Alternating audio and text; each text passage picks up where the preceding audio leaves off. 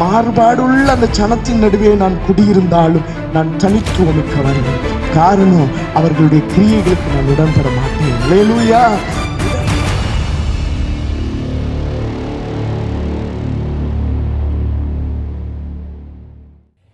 வாசிக்க தெரிந்து கொள்ளப்பட்ட வேத பகுதி அப்போஸ்தலர் 2வது அதிகாரம் அதனுடைய 40வது வசனத்தை நாம் வாசிக்கலாம்.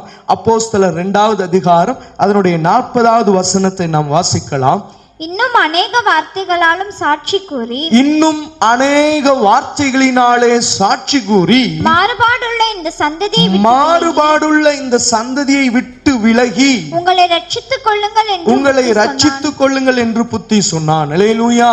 நம் யாவரும் கண்களை மூடி ஆண்டவர் பாதத்திலே முற்றிலும் அர்ப்பணித்தவர்களாக, ஆண்டவரே, வாசித்த இந்த வார்த்தையின் மூலம் நீர் எங்களோடு என்ன பேச விரும்புகிறீரோ, என்ன சொல்ல விரும்புகிறீரோ, என்ன எங்களுக்குள்ளே உருவாக்க விரும்புகிறீரோ அதற்கு எங்களை முற்றிலும் ஒப்பு கொடுக்கிறோம். ஆண்டவரே, இந்த வார்த்தையின் மூலம் எங்களுக்குள்ளே ஒரு மாற்றம் உண்டாகட்டும். இந்த வார்த்தையின் மூலம் கிடைக்க வேண்டிய ஆசீர்வாதத்தை நாங்கள் பெற்றுக்கொள்ளத்தக்கதாக எங்களை முற்றிலும் நாங்கள் அர்ப்பணிக்கிறோம். கர்த்தர் எங்களோடு பேசுவீராக, கர்த்தர் எங்களோடு கூட இடைபடுவீராக. ஒவ்வொருடைய இருதயங்களையும் வசனத்திற்கு நேராக திருப்புவீராக.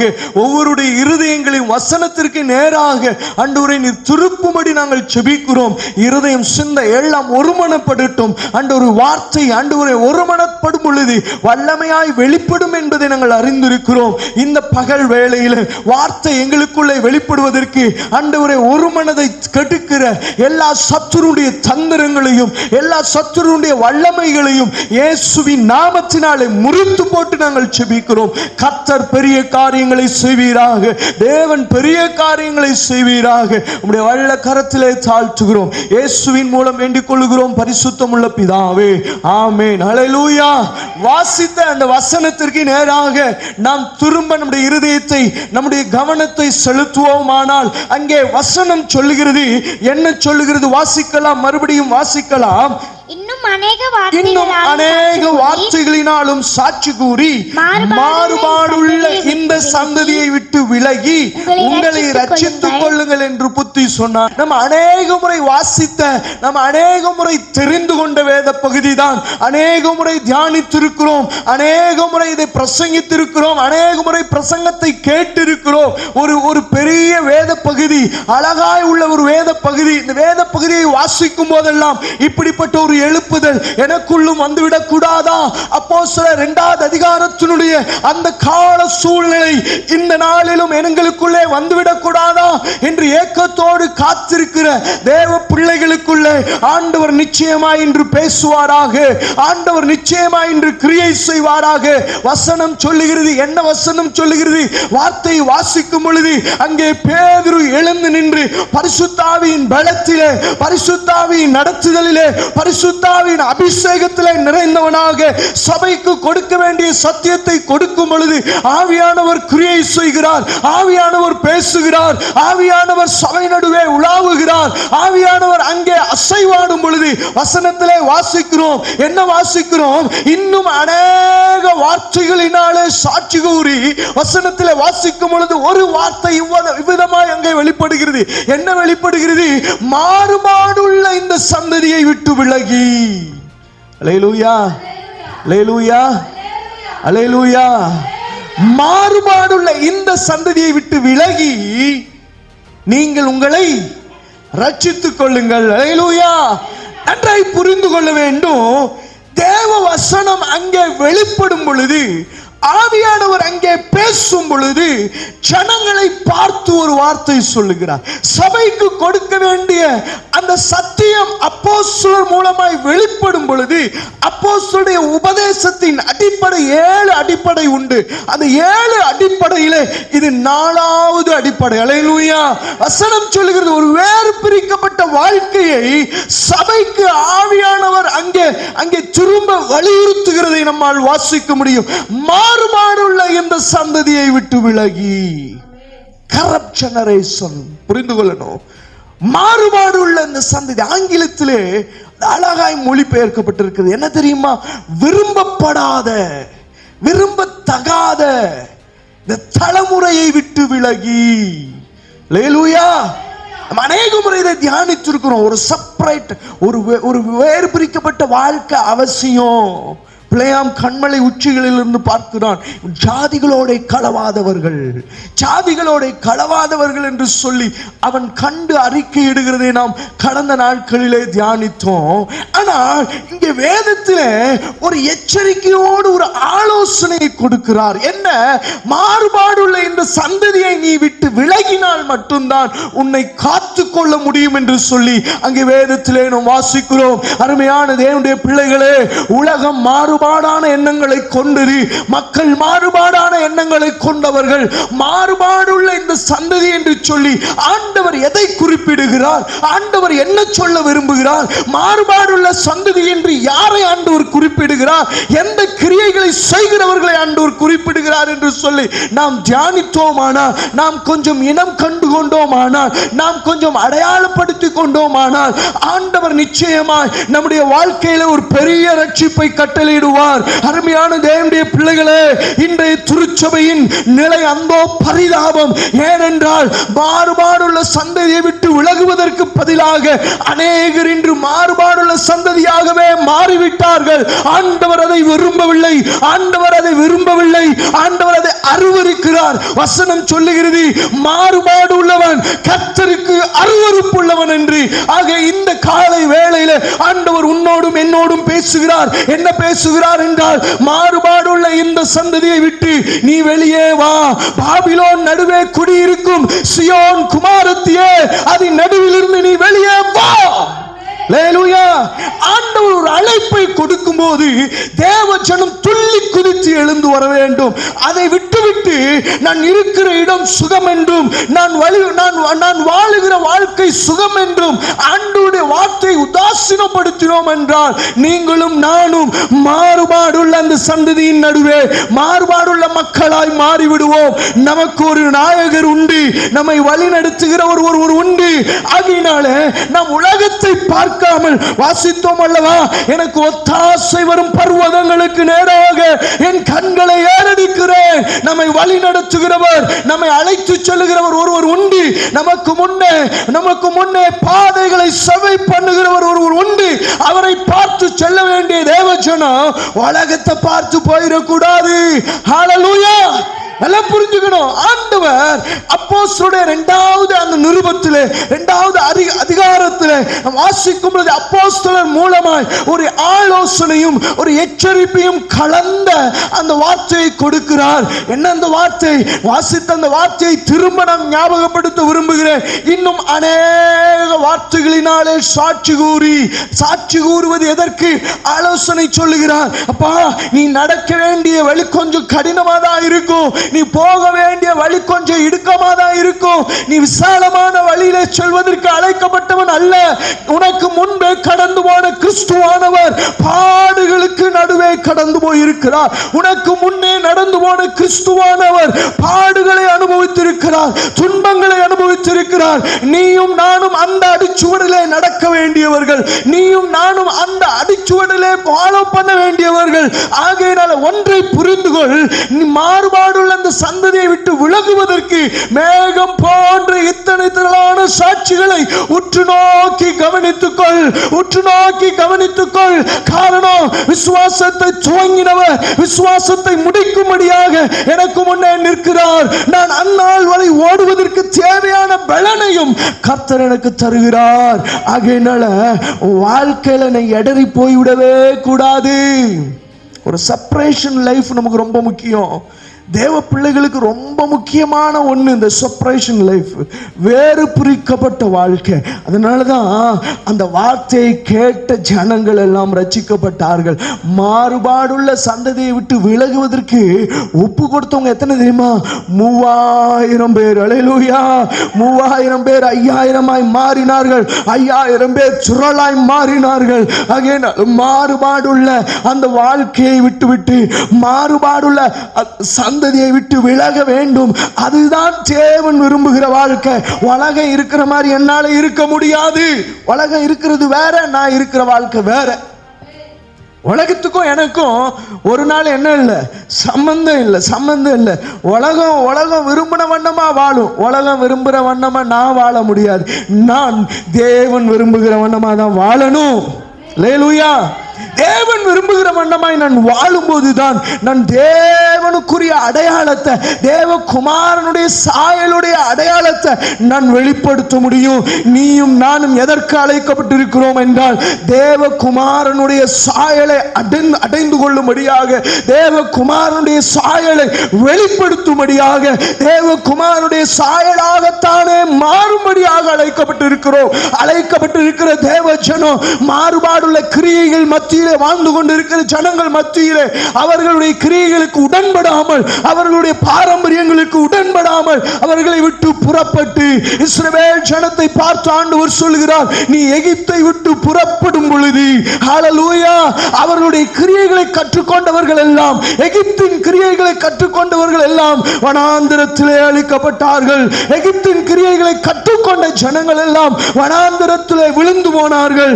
தேவனுக்கு வைராக்கியமாய் நின்றவர்கள் எல்லாம், தேவனுக்காய் வைராக்கியமாய் வாழ்ந்தவர்கள் எல்லாம் கானானுக்குள்ளே பிரவேசித்தார்கள். புரிந்து கொள்ள வேண்டும், இந்த காலை வேளையிலே ஆண்டவர் நம்முடைய பரிசுத்த வாழ்க்கையிலே நோக்கமாய் இருக்கிறார்.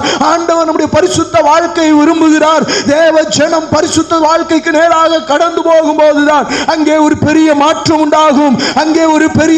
உண்டாகும். இந்த காலை வேளையில் ஆண்டவர் உன்னோடு பேசுகிறார். அருமையான தேவ ஜனமே, உன் வாழ்க்கையில ஒரு மாற்றம் வேண்டுமானால் மாறுபாடுள்ள கிரியைகளை உன்னை விட்டு அகற்று. மாறுபாடுள்ள கிரியைகளை நான் வச்சுக்கிட்டே நான் வாழ்க்கையில முன்னேறுவது என்பது, தேவனுக்கு பிரியமாய் இருப்பது என்பது கூடாத காரியம். விசுவாசம் இல்லாம தேவனுக்கு பிரியமாய் இருப்பது என்பது கூடாத காரியம். நன்றாய் புரிந்து கொள்ள வேண்டும். மாறுபாடுள்ள எண்ணங்களை எனக்குள்ளே, கிரியைகளை எனக்குள்ளே வைத்துவிட்டு நான் ஆண்டவருக்கு பிரியமாய் இருக்கிறேன் என்று சொல்லுகிறோம் என்றால் நாம் பொய்யர்கள். அல்லேலூயா, அல்லேலூயா.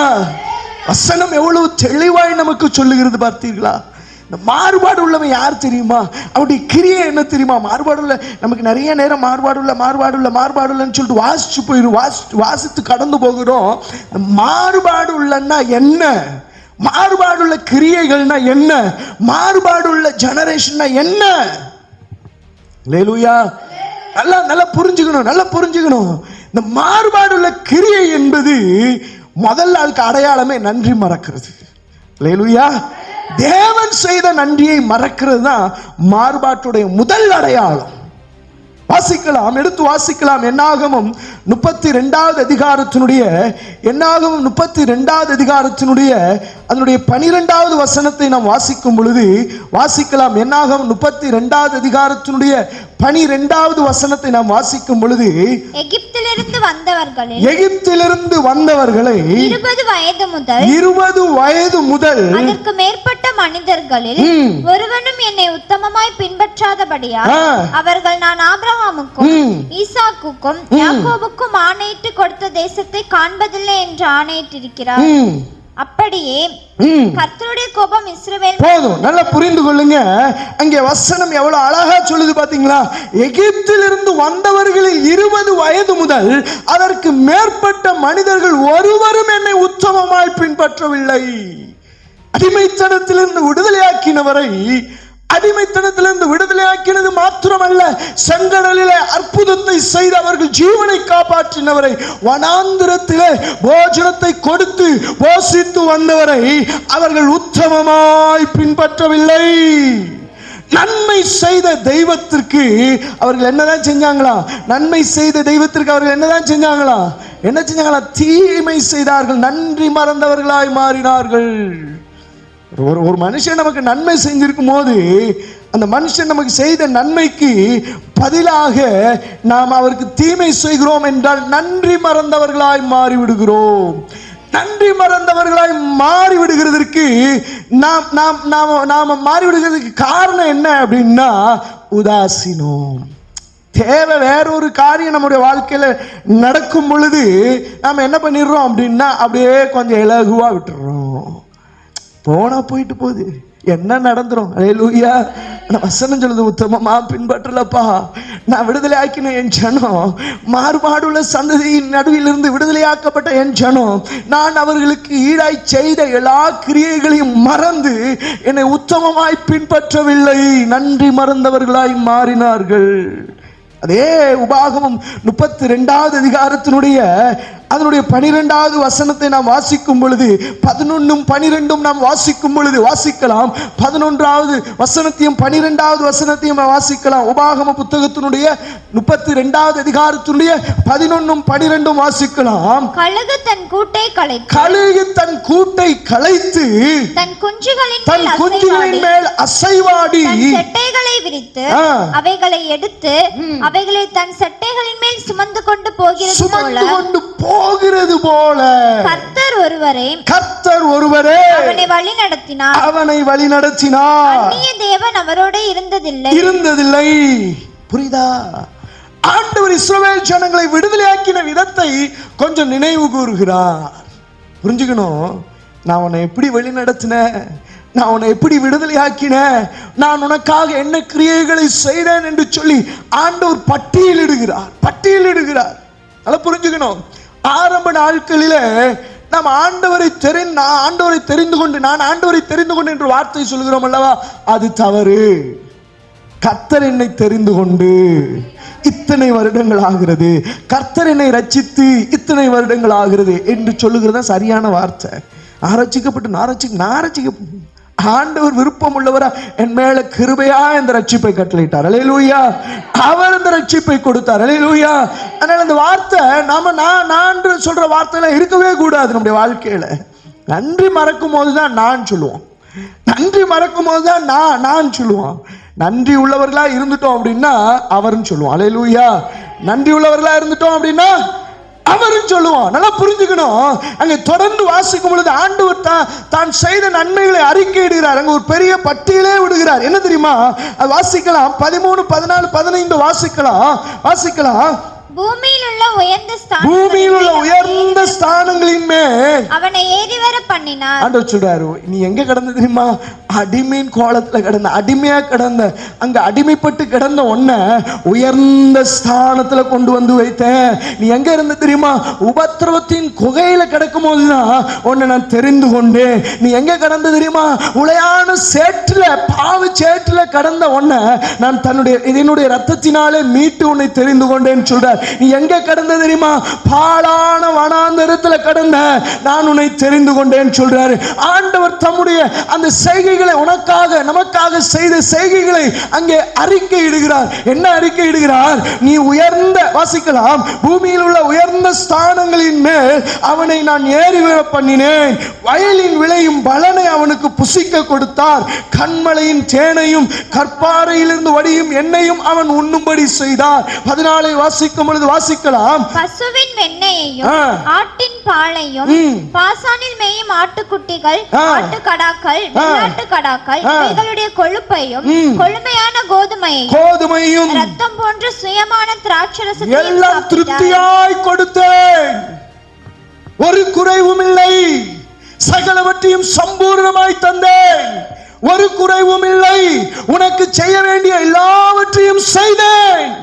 அல்லேலூயா. உனக்கு செய்ய வேண்டிய எல்லாவற்றையும் செய்தேன். வசனம் சொல்லுகிறது, எல்லாவற்றையும் செய்த தேவனை அவர்கள் மறந்தார்கள். ஒரு குறைவும் நமக்கு வைக்கவே இல்லை. ஒரு குறைவையும் நமக்கு என்ன பண்ணல, அவரு வைக்கவே இல்லை. எல்லாவற்றையும் சம்பூர்ணமா நமக்கு கொடுத்தார். எதாகிலும் ஒரு குறை உள்ள சீசர்களை பார்த்து சொல்லுகிறார், நான் உங்களை வெறும் கையாய் அனுப்பிவிடும் பொழுது உங்களுக்கு ஏதாகிலும் குறைவு இருந்ததா, குறை உண்டாயிருந்ததா? அல்லேலூயா. வெறுமையா அனுப்பினாலும் குறைவில்லாமல் அனுப்புகிறவர். அல்லேலூயா. திராட்சை ரசம் குறைவுபட தொடங்கின போதே அங்க அற்புதம் செஞ்சார். புரியுதா? அப்ப வெறுமையாய் அவர் அனுப்பிவிட்டால் அங்கே குறைவு இருக்காது. இங்க ஒரு பெரிய பட்டியலே, உனக்கு செய்ய வேண்டிய எல்லாவற்றையும் செய்தேன். உனக்கு செய்ய வேண்டிய எல்லாத்தையும் நான் செஞ்சேன். திராட்சை தோட்டத்துக்கு ஆண்டவர் பேசும் பொழுது ஏசாயா 5வது அதிகாரம் நினைக்க வாசிக்கும் பொழுது நம்மால் தெரிந்து கொள்ள முடியும். நான் இந்த தோட்டத்திற்கு செய்ய வேண்டிய எல்லாவற்றையும் செய்தேன். ஆனா கொடுத்தது என்ன? கசப்பான பழங்கள். கொடுத்தது என்ன? கசப்பான பழங்கள். புரிஞ்சுக்கணும். எப்போ நன்றியை மறக்கிறோமோ, எப்போ நன்றியை மறந்து தேவனுக்கு முன்பதாக அவருடைய சமூகத்தை விட்டு விலகி செல்லுகிறோமோ, நம்ம வாழ்க்கையில ஏற்படுகிறது எல்லாம் கசப்பா தான் இருக்கும். நன்றி மறக்கிறது நம்ம வாழ்க்கையில என்ன பண்ணிடக்கூடாது, வந்துடக்கூடாது. மாறுபாடுள்ள ஜனத்தின் முதல் அடையாளமே நன்றி மறப்பது. மாறுபாடுள்ள ஜனத்தின் முதல் அடையாளமே நன்றி மறப்பது. அதில் தொடர்ந்து அந்த வாசிக்கும் பொழுது 15 வாசிக்கும் பொழுது பாருங்களேன், ஆண்டவர் இவ்வளவு நன்மை செய்தார், ஆண்டவர் இவ்வளவு அற்புதங்களை செய்தார், ஆண்டவர் இவ்வளவு திருப்தியாய் நடத்தினார், உண்ண உணவு எல்லாவற்றையும் கொடுத்தார், நல்ல வேலையை கொடுத்தார், நல்ல சந்தோஷமான குடும்பத்தை கொடுத்தார், நல்ல சபையை கொடுத்தார், நல்ல வாழ்க்கையை கட்டளையிட்டார். எல்லாவற்றை கொடுத்திருந்த போதும் 15வது வசனத்திலே வாசிக்கும் பொழுது யசூரன் கொழுத்து போய் உதைத்தான். அல்லேலூயா. தொடர்ந்து வாசிக்கும் பொழுது கொழுத்து ஸ்தூலித்து நினம் துணின போது தன்னை உண்டாக்கின தேவனை விட்டு தன் ரட்சிப்பின் கண்மலை அசட்டை பண்ணினான். புரியுதா? புரியுதா? புரியுதா? மாறுபாடு உள்ள ஜனத்தின் முதல் அடையாளமே நன்றியை மறக்கிறது. தேவன் செய்த நன்றியை மறக்கிறது. அதனாலதான் ஆண்டவர் சொல்றாரு, அங்க பெரிய ஒரு அங்கலாய்ப்பை வெளிப்படுத்துறார். இஸ்ரவேல் ஜனத்தை விடுதலையாக்கப்பட்ட போது அந்த வெளிப்பட்ட அந்த அங்கலாய்ப்பு இன்று வரையிலும் வெளிப்பட்டு கொண்டே இருக்கிறது. ஜனத்தை பார்த்து அங்கலாய்த்த தேவன் இன்று வரையிலும் சபையை பார்த்து அங்கலாய்க்கிறார். காரணம் என்ன தெரியுமா? என் ஜனம் மாறுபாடுள்ள கிரியைகளை பற்றி கொண்டிருக்கிறது. என்ன தெரியுமா? நான் எவ்வளவு நன்மைகளை செய்திருந்த போதிலும் என் ஜனம் மாறுபாடுள்ள நபராய் மாறிக்கொண்டிருக்கிறது. எவ்வளவு அழகா ஆண்டவர் சொல்றாருப்பா, என் தோளின் மேல் வைத்து உன்னை சுமந்தேன்றார். கழுகு தன் குஞ்சுகளை எப்படி தோளின் மேல் செட்டைகளின் மேல் வைத்து சுமந்ததை போல நான் உன்னை சுமந்தேன். ஆனா நீ என்ன மறந்தாய். நீ என்ன மறந்தாய். உனக்கு செய்ய வேண்டிய அந்த திராட்சை தோட்டு சொல்லும் போது உனக்கு செய்ய வேண்டிய எல்லாவற்றையும் செய்தேன், ஒன்னும் குறை வைக்கல. வேலி அடைச்ச, கோபுரத்தை உண்டாக்கின, கற்களை பிறக்கின, நற்குல திராட்சரச அந்த பழங்களை தருகிற செடியை நான் வைத்தேன், ஒன்றையும் நான் குறைவு வைக்கவில்லை, எல்லாவற்றையும் நேர்த்தியாய் செய்தேன். ஆனால் நீ என்ன எனக்கு தந்தது? கசப்பான அனுபவத்தை கொடுத்த. நன்றி அங்க மறக்கப்படும் பொழுது அங்க என்ன உண்டாயிருது அப்படின்னா, கசப்பான அனுபவங்கள், கசப்பான bitter experience, கசப்பான அனுபவங்கள், கசப்பான அனுபவங்கள் அங்க வெளிப்படுகிறது. வேதம் எவ்வளவு அழகா அங்க ஆண்டவர் சொல்றார். தொடர்ந்து வாசிக்கும் பொழுது அதனுடைய 19, 20 வாசிக்கும் பொழுது கர்த்தர் அதை கண்டு தமது குமாரரும் தமது குமாரத்திகளும் தம்மை கோபப்படுத்தினதின் நிமித்தம் மனமடிவாகி புறக்கணித்து ஆண்டவர் தன்னுடைய இருதயத்திலிருந்து உள்ளத்திலிருந்து இப்பொழுது சொல்லுகிறார். என்ன சொல்றார் தெரியுமா? என் முகத்தை அவர்களுக்கு மறைப்பேன். மாறுபாடுள்ள ஜனத்திற்கு தேவனுடைய முகம் மறைக்கப்பட்டதா இருக்கிறது. அல்லேலூயா. மாறுபாடுள்ள ஜனத்திற்கு தேவனுடைய முகம் மறைக்கப்பட்டதா இருக்கிறது. தொடர்ந்து வாசிக்கும் பொழுது வாசிக்கலாம், அவர்களுடைய முடிவு எப்படி இருக்கும் என்று இப்பொழுது அவர்களுக்கு வரும் ஆபத்திலே, அவர்களுக்கு வரும் சங்கடங்களிலே, அவர்களுக்கு வரும் துன்பங்களிலே அவர்கள் முடிவு என்னமாயிருக்கும் என்று கர்த்தர் வேடிக்கை பார்ப்பார் என்று சொல்லுகிறார். அல்லேலூயா. மாறுபாடுடைய ஜனத்தினுடைய நிலை என்ன தெரியுமா? கைவிடப்பட்ட நிலை. மாறுபாடுடைய ஜனத்தின் நிலை என்ன தெரியுமா? கைவிடப்பட்ட நிலை. அதனாலதான் நீங்க அவர்கள் நடுவில் இருந்து புறப்பட்டு வரணும்னு ஆண்டவர் எச்சரிக்கிறார். ஏன்னா வசனத்துல நம்ம வாசிக்கும் ஆங்கில மொழிபெயர்ப்பிலே இந்த மாறுபாடுள்ள சந்ததி அப்படின்னா என்ன அப்படின்னு சொல்லி இன்னும் கொஞ்சம் ஆங்கில மொழிபெயர்ப்பு 4-5 மொழிபெயர்ப்பை திருப்பி பார்த்தா ஒரு மொழிபெயர்ப்பு இப்படி சொல்லுது, தண்டனைக்குரிய ஜனத்தின் நடுவில் இருந்து நீ வெளியே வா. தண்டனைக்குரிய அழிவுக்குரிய ஜனத்தின் நின்று நீ வெளியே வா. லோத்துவை பார்த்து அதுதான் ஆண்டவர் சொன்னார். சோதோம் குமாரா அழிக்கப்பட போகிறது, நீ இந்த சமபூமி எங்கும் நில்லாதே, ஓடிப்போ. அல்லேலூயா. தண்டனைக்குரிய ஜனத்தில் நின்று, கரப்ட் ஜெனரேஷன், ஏமாற்றிக் கொண்டிருக்கிற ஜனத்தின் நடுவில் இருந்து, ஏமாற்றிக் கொண்டிருக்கிற ஜனத்தின் நடுவில் இருந்து புரிந்து கொள்ளணும். மாறுபாடுள்ள சந்ததியின் நடுவே அப்படின்னு சொல்லி எனக்கு இந்த வார்த்தையை கொஞ்சம் இங்கிலீஷ்ல படிக்கும்போது, ஆங்கிலத்தில் படிக்கும் பொழுது ஆச்சரியமாக இருந்தது. ஒரு 3 மொழிபெயர்ப்பு வித்தியாசமா அழகா அதுல கொடுக்கப்பட்டிருந்தது. எந்த ஜனம் மாறுபாடுள்ள, அவருடைய கிரியைகள் என்ன?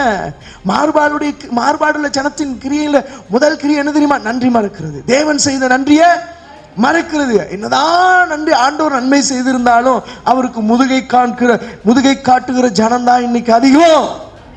அல்லேலூயா. நீங்களும் நானும் அந்த லிஸ்ட்ல இருந்துடக்கூடாது. ஆண்டவர் அதனாலதான் ஆலோசனை சொல்றாரு, பா நீ அந்த ஜனத்தின் நடுவில் இருந்து வெளியே வா.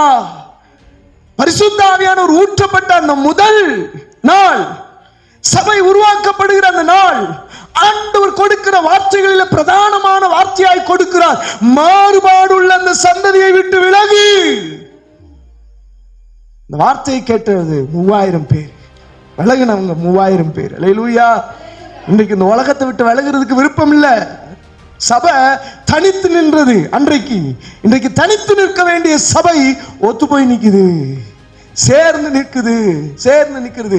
சேர்ந்து நிற்பதற்காக ஆண்டவர் அழைக்கவில்லை, தனித்து நிற்பதற்காக ஆண்டவர் அழைத்தார். அல்லேலூயா.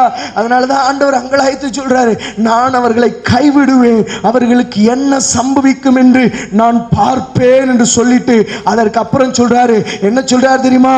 அவர்கள் மகா மாறுபாடுள்ள சந்ததி. அல்லேலூயா. என்ன சொல்றாரு? மாறுபாடுள்ள சந்ததின்னு மட்டும் சொல்லல, மகா மாறுபாடுள்ள சந்ததி. ஆண்டவரே அங்கலாய்த்து சொல்லுகிறார். எவ்வளவு பெரிய வார்த்தை பாருங்க, மகா மாறுபாடுள்ள சந்ததி. அல்லேலூயா. மகா மாறுபாடுள்ள சந்ததி. அவர்கள் உண்மை இல்லாத பிள்ளைகள். மாறுபாடுள்ள சந்ததியின் 4வது அடையாளம் என்ன தெரியுமா? உண்மை இல்லாதது. உண்மை இல்லாதது. அதனாலதான் என்னாகமம் 32வது அதிகாரத்தினுடைய 12 வாசிச்சோம் இல்லையா? அவர்கள் உத்தமமா என்னை பின்பற்றவில்லை. நான் செய்த நன்மைகளை நினைச்சு பார்க்கல, நான் செய்த நன்மைகளை அவர்கள் நினைச்சு பார்க்கல. அல்லேலூயா. நான் செய்த நன்மைகளை நினைத்து பார்க்கல. ஆண்டவர் யூதாவை குறித்து எழுதும் போது சொல்லுகிறார், யூதா என்னும் துரோகி. ஏன்? நன்மையை மறந்த உண்மை இல்லாதவள், கள்ளத்தனமாய் மனம் திரும்புகிறவள், புரிந்து கொள்ளணும். மாறுபாடுள்ள சந்ததியின் அடுத்த அடையாளம் என்ன தெரியுமா? உண்மை இல்லாத அனுபவம். அல்லேலூயா. உண்மை இல்லாத அனுபவம். ஆண்டவர் அதற்காகவா அழைத்தார், ஆண்டவர் அதற்காகவா தெரிந்து கொண்டார். அதனாலதான் புதிய ஏற்பாட்டு சபை ஆவியின் பிரமாணத்தினாலே கட்டப்படுகிறது. ஆவியின் பிரமாணத்தினாலே, பரிசுத்தாவின் அபிஷேகத்தினாலே புதிய ஏற்பாட்டின் சபை கட்டப்படும் பொழுது அங்கே வைக்கப்பட்ட மிக முக்கியமான வார்த்தை தான், மாறுபாடுள்ள இந்த சந்ததியை விட்டு நீ விலகணும். அழிந்து போகிற சந்ததியோடு நீயும் வாரிக்கொள்ளாதபடி மாறுபாடுள்ள சந்ததியை விட்டு நீ உன்னை காத்து கொள்ளணும். ஆண்டவர் ஆலோசனை சொன்னாரு. செய்ய வேண்டியது நம்ம கடமை. அல்லேலூயா. ஆண்டவர் எப்படி என்ன கைவிட்டுருவார்? ஆண்டவர் என்ன எப்படி விலகுவாரு? ஆண்டவர் என்னை விட்டு எப்படி? ஆண்டவர் சொல்ல வேண்டியதை சொல்லுவார். ஆண்டவர் சொன்னாரு, நீ திரும்பி பார்த்துறாத. இதுதான் ஆண்டவர் செய்வார். நீ பின்னிட்டு பார்க்காம, சமபூமி எங்கு நிக்காம, உன் ஜீவன் தப்ப மலைக்கு போ. நீ கொஞ்சம் ரிக்வெஸ்ட் பண்றியா? பக்கத்து ஊருக்கு போறேன் ஆண்டவரே, மலை மேல என்னால ஏற முடியாது, கொஞ்சம் வயசாயிருச்சு, பக்கத்து ஊர் கொஞ்சம் நல்லா இருக்கு, போ அங்க போறேன்னு சொன்னியா? நீ அந்த ஜெபத்தை ஆண்டவர் கேட்பார், அங்கீகரிச்சாரு. உடனே சரி போ. அங்க போனவனே அவனுக்கு என்னது? தீங்கு தொடர்ந்து என்னை பற்றுக்கொள்ளாதபடி நான் என்ன பண்ணுவேன்? மலைக்கு பயம் வந்துருச்சு. மறுபடியும் மலைக்கு போனா. மலைக்கு போனதின் விளைவு என்னாச்சு? அல்லேலூயா. திரும்பி பார்த்துட்டேன். ஏன்னா அந்த வாழ்க்கை பிடிச்சிருச்சு. அந்த வாழ்க்கை எல்லாவற்றையும் இழந்து வருகிறோமே, சுகமான வாழ்க்கையை இழக்கிறோமே. அல்லேலூயா. புரிந்து கொள்ள வேண்டும், மாறுபாடுள்ள அந்த சந்ததியின் நடுவிலிருந்து அழிவுக்கு நேராய் நியமிக்கப்பட்டிருக்கிற கூட்டத்தின் நடுவில் இருந்து கர்த்தர் நம்மை பிரித்தெடுத்திருக்கிறார் என்றால் நீங்களும் நானும் பாக்கியவான்கள், வெளியேறப்பட்டவர்கள், அழிவிற்குரியவர்களாய் அல்ல, அழியாமையை சுதந்திரிக்க வேண்டிய ஜனம். ஒரு நாளும் மாறுபாடுள்ள அனுபவத்திற்குள்ளே சிக்கிக் கொள்ளக்கூடாது. மாறுபாடுள்ள அனுபவத்திற்குள்ளே சிக்கிக் கொள்ளுகிற ஜனம் அழிவிற்கு நேராய் திரும்பிவிடும். நமக்கு முன்பதாக இரண்டு வழிகள் உண்டு. ஒன்று நெருக்கமானது, இன்னொன்று விசாலமானது. நீ எதை தேர்ந்தெடுக்கிறாய்? நெருக்கமான வழி பாடுகள் நிறைந்ததுதான், நெருக்கமான வழி உபத்திரவங்கள் நிறைந்ததுதான், நெருக்கமான வழி மிகவும் சோதனைக்கு உட்பட்டதுதான். ஆனாலும் கர்த்தர் கூட இருக்கிறார், கர்த்தர் உடன் இருக்கிறார், கர்த்தர் வலப்புறமும் இடதுபுறமும் இருக்கிறார், முன்னிலும் பின்னிலும் இருக்கிறார். வழியை அவரே காண்பிப்பார். விசாலமான வழி மிகவும் ஆசீர்வாதமாய் இருக்கிறதை போல தோன்றும். விசாலமான வழி உபத்திரவம் இல்லாததை போல தோன்றும், செழிப்பாய் தோன்றும். ஆனால் அவைகள் நடுவே பிரவேசிக்கிற நமக்கு கர்த்தர் கூட இருக்க மாட்டார், கர்த்தர் கூட இருக்க மாட்டார். விசாலமான வழி அழிவிற்கு நேராக போகக்கூடிய வழி. அதுல இருந்து தான் நீ வெளியில வரணும், அதுல இருந்து தான் நீ வெளியில வரணும். மாறுபாடுள்ள சந்ததி எப்பவுமே விசாலமா தான் தேடியும், விசாலமா தான் தேடும், அந்த வழியைத்தான் தேடும். அதுதான் நமக்கு நல்லா இருக்கு, அதுதான் நமக்கு கம்ஃபர்டபுளா இருக்கு, அதுதான் நமக்கு சரியா இருக்கும். அதை செய்தா இதை செஞ்சா ஆண்டவர் ஒன்றும் கணிச்சு கொள்ள மாட்டாரு. இல்ல, ஆண்டவர் சொல்லியிருக்கிறாரு. அல்லேலூயா. ஒவ்வொன்னையும் தேடி வாசிங்க, ஆண்டவர் உங்களோடு பேசுவார். அல்லேலூயா. தொடர்ந்து வாசிக்கும் பொழுது நீதிமொழிகளின் புத்தகம் 3வது அதிகாரத்தினுடைய 32வது வசனத்தை வாசிக்கும் பொழுது மாறுபாடு உள்ளவன் ஆண்டவருக்கு எப்படிப்பட்டவனா இருக்கிறான்றதை நம்மால் புரிந்து கொள்ள முடியும். மாறுபாடு உள்ள அந்த நபர் ஆண்டவருக்கு எப்படிப்பட்ட நபராக இருக்கிறார் என்று நம்மால் புரிந்து கொள்ள முடியும். அதனாலதான் அப்போஸ்தலர் வாசித்தோம், மாறுபாடுள்ள அந்த சந்ததியை விட்டு விலகு, ஏன்னா அவர்கள் கர்த்தருக்கு அருவருப்பானவர்கள் என்று வசனத்திலே வாசிக்கிறோம். வாசிக்கலாம். நீதிமொழிகள் 3வது அதிகாரத்தினுடைய 32வது வசனத்தை வாசிக்கும் பொழுது மாறுபாடு உள்ளவன் கர்த்தருக்கு அருவருப்பானவன், கர்த்தருக்கு அருவருப்பானவன். நீதிமான்களோடு அவருடைய ரகசியம் இருக்கிறது, அவருடைய தேவனுடைய ரகசியம் இருக்குது. தேவனுடைய ரகசியம் உனக்குள்ள இருக்கணும்னா நீ மாறுபாடுள்ள ஜனத்தின் நடுவில் இருந்து குடியிருந்தது போதும். அவருடைய கிரியைகளுக்கு உடன்படாதே. இல்லையா? நீதிமொழிகளில் வாசிக்கும், என் மகனே, பாவிகள் உனக்கு நயம் காட்டினாலும் சம்மதியாதே, அவர்களுடைய கிரியைகளுக்கு உடன்படாதே, உடன்படாதே. மாறுபாடுள்ள ஜனத்தின் கிரியைகளுக்கு, பாரம்பரியமான கிரியைகளுக்கு உடன்படாதே. ரட்சிக்கப்பட்டோம் என்று சொல்லுகிற இன்றைக்கு அநேக பாரம்பரியத்திலே வாழ்ந்து கொண்டிருக்கிறார்கள். கிறிஸ்துவை ஏற்றுக்கொண்டேன் என்று சொல்லுகிற இன்றைக்கு அநேகர் உலகத்தின் வழிபாடுகளுக்குள்ளே தங்களை ஈடுபடுத்திக் கொண்டார்கள். அதை இன்றைய பல சபைகளும் அங்கீகரிக்கிறது. காரணம் என்ன? காரணம் என்ன? கூட்டம் போயிடக்கூடாது. கூட்டத்தை சேர்ப்பதற்கு ஆண்டவர் வரவில்லை, கூட்டத்தை சேர்ப்பதற்கு ஆண்டவர் வரவில்லை. புரிந்து கொள்ளணும், பாவிகளை ரட்சிப்பதற்கே கிறிஸ்து இயேசு உலகத்தில் வந்தார். அதுதான் உண்மையான அங்கீகரிப்புக்குரிய வார்த்தை. மாறுபாடுள்ள சந்ததியை விட்டு நீ விலகினாதான் அந்த அழிவிலிருந்து உன்னை காக்க முடியும். புரிஞ்சுக்கணும். அந்த காலை வேளையில கர்த்தர் நம்மோடு கூட இன்னும் அதிகமாய் பேசுவாராக. ஆண்டவருக்கு முன்பதாக ஒரு அருவருக்கத்தக்க அருவருப்புள்ள ஜனத்தின் மத்தியில நாம் இருப்போமானால் நாமும் அழிவுக்கு உட்பட்டவர்கள் தான். இல்லையா? இல்லையா? புரிந்து ஆண்டவரை ஏற்றுக்கிட்டேன்னு சொல்றவங்க இன்னைக்கு அநேகர் மாறுபாடுள்ள வாழ்க்கையை ரொம்ப விரும்புறாங்க. காரணம் என்ன தெரியுமா? அந்த லைஃப் ரொம்ப கம்ஃபர்டபுளா இருக்கும். அங்க ஒரு கண்டிப்பு இருக்காது, ஒரு பிரச்சனை இருக்காது, நம்ம இஷ்டம் போல வாழலாம். அதை அல்ல, அதிலும் மேன்மையான வாழ்க்கையை விரும்புகிற ஜனமாய் நாம் மாறணும். அல்லேலூயா. வாசித்தோம் இல்லையா? நீதிமொழிகள்ல மாறுபாடு உள்ளவன் கர்த்தருக்கு அருவருப்புள்ளவன். அவனுடைய கிரியை மாறுபாடுள்ள ஜனத்தினுடைய அடுத்த கிரியை என்ன தெரியுமா? அவன் அருவருப்புகளை செய்கிறவன். மாறுபாடு உள்ளவன் சண்டை கோல் மூட்டுகிறவன் என்று வசனத்தில் இருக்கு. நீதிமொழிகள் நம்ம வாசிச்சோம்னா நம்மால் புரிந்து, மாறுபாடு உள்ளவன் தன் நண்பர்களுக்குள்ள என்ன பண்ணுவான்? சண்டையை கிளப்பி விட்டு கோல் மூட்டுகிறவன். அவன் கோல் மூட்டிட்டே இருப்பான், கோல் மூட்டிட்டே இருப்பான். மாறுபாடு உள்ளவனுடைய கிரியை அது, மாறுபாடு உள்ளவனுடைய கிரியை அது. அதனாலதான் அவன் அழிவிற்கு உட்பட்டவன். கடைசியில் அவனுக்கு என்ன கிடைக்கும்? கடைசியில் அவனுக்கு என்ன கிடைக்கும்? ஒன்றும் கிடைக்காது, அக்கினை தான் கிடைக்கும் என்று வசனம் சொல்லுகிறது. அல்லேலூயா.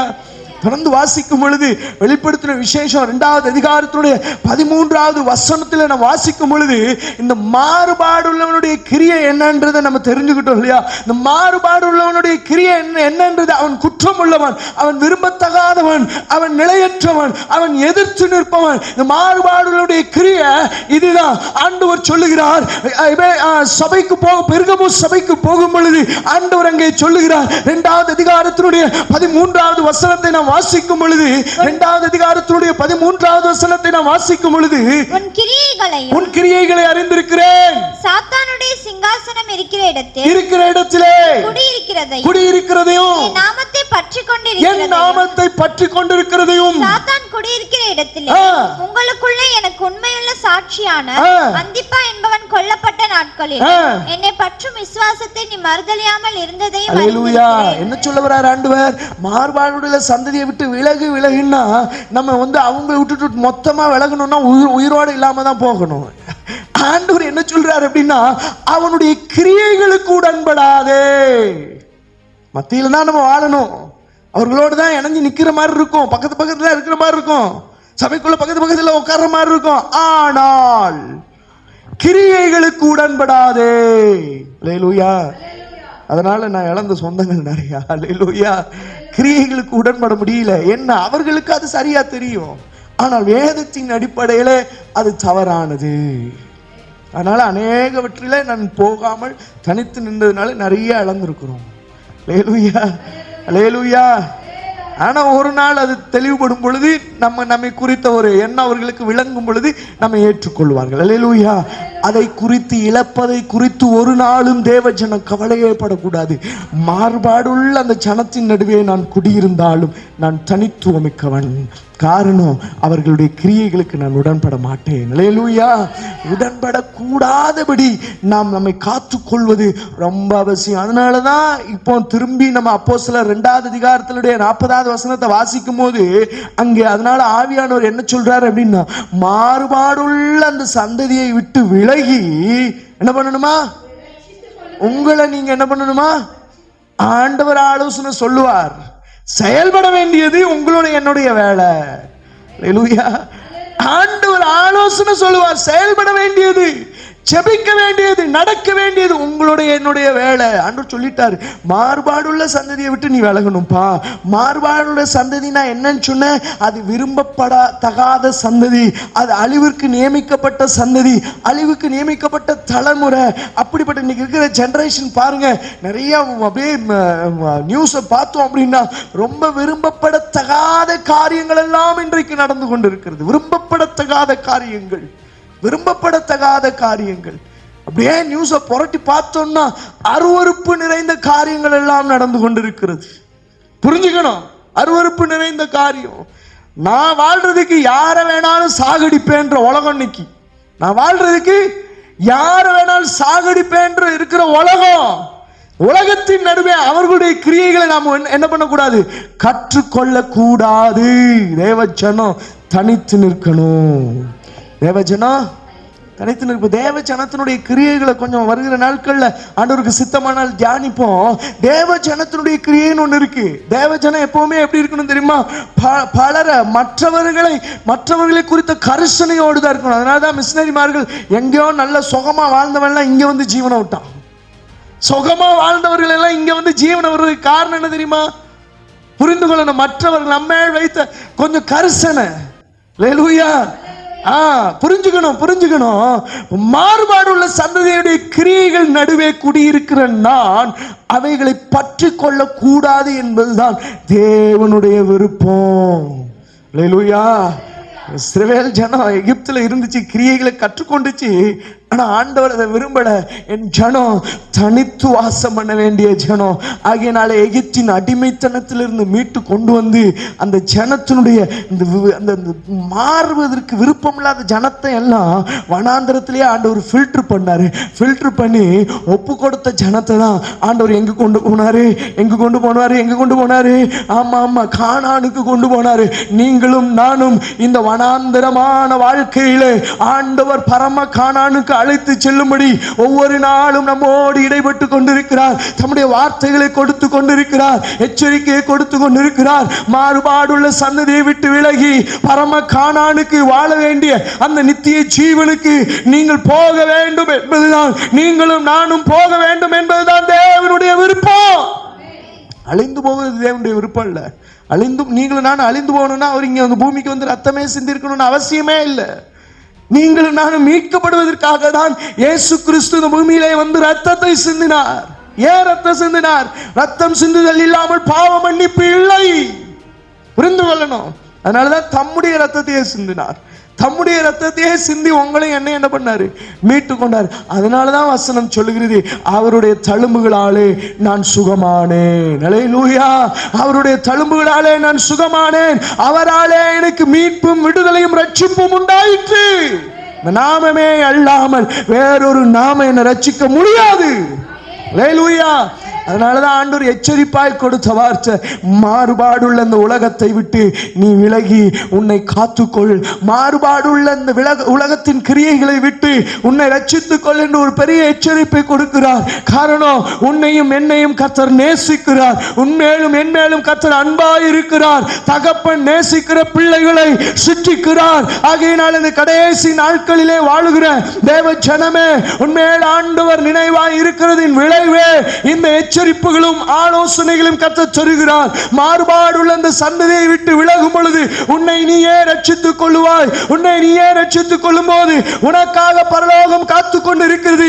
எவர்கள் வசனத்தை விசுவாசித்தார்களோ, எவர்கள் அப்போஸ்தலருடைய வார்த்தைகளை ஏற்றுக்கொண்டார்களோ அவர்கள் நித்திய ஜீவனுக்கென்று நியமிக்கப்பட்டவர்கள் வசனத்திலே வாசிக்கிறோம். நித்திய ஜீவனுக்கென்று நியமிக்கப்பட்டவர்கள் வசனத்தை விசுவாசித்தார்கள் என்று வாசிக்கிறோம். இந்த காலை வேளையில அருமையான தேவனுடைய பிள்ளைகளே, கர்த்தர் உங்களை பார்த்துதான் சொல்லுகிறார், நீங்கள் விசேஷித்தவர்கள். மாறுபாடுள்ள ஜனத்தின் நடுவே குடியிருக்கிற நபர்கள் அல்ல, அவருடைய கிரியைகளை கற்றுக்கொள்ள வேண்டியவர்கள் அல்ல. நீங்கள் விசேஷித்தவர்கள். உங்களுக்காய் கர்த்தர் மரித்திருக்கிறார். உங்களுக்காய் கர்த்தர் உயிர் தெழுந்திருக்கிறார். உங்களுக்காய் இயேசு திரும்ப வரப்போகிறார். அல்லேலூயா. தேவஜனம் இன்றைக்கு ஒரு தீர்மானத்தை எடுத்துக்கொள்ள வேண்டும். தேவஜனம் இன்றைக்கு ஒரு தீர்மானத்தை என்ன நடந்தாலும் சரி, நீர் அருவருக்கிற அந்த அருவருக்கிற கிரியைகளை நான் ஒரு நாளும் கற்றுக்கொள்ள மாட்டேன் ஆண்டவரே. என்ன நடந்தாலும் சரி, உம்மை விட்டு பின்னோக்கி செல்ல மாட்டேன் ஆண்டவரே.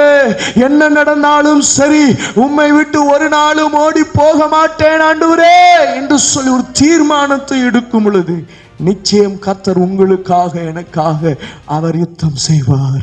அவர் யுத்தம் செய்வார். அவர் யுத்தம் செய்வார். நான் வாழ வேண்டிய இடத்துல, நான் நிற்க வேண்டிய இடத்துல சரியா நின்னுட்டேன் அப்படின்னா எனக்காக கர்த்தர் எல்லாவற்றையும் செய்து முடிப்பார். எல்லாவற்றையும் செய்து முடிப்பார். நான் தேவன் அருவருக்கிற இடத்துல போய் நின்னுட்டு எனக்காக எல்லாத்தையும் செய்து முடிப்பார் வாய்ப்பே இல்லை. செய்து முடிக்க மாட்டார், வாய்ப்பே இல்லை. என்னை நானே ஏமாற்றிக் கொள்ளுகிறேன் என்ற என்ன தான் வசனம் சொல்லுது, உங்களை நீங்களே ரட்சித்துக் கொள்வீர்கள். நான் ரட்சிப்பேன்னு சொல்ல, உங்களை நீங்களே, நான் சொல்றதை நீங்க செஞ்சீங்கன்னா உங்களை நீங்களே ரட்சித்துக் கொள்வீங்கள். புரிஞ்சுக்கணும். அதனால இன்னைக்கு ஒரு தீர்மானம் எடுக்க போறோம். என்ன தெரியுமா? ஆண்டவரே, இந்த மாறுபாடுள்ள கிரியைகளுக்கு ஆண்டவரே நான் விலகி என்னை நானே ரட்சித்துக் கொள்வதற்கு தேவையான பலன் எனக்கு தாங்க ஆண்டவரே.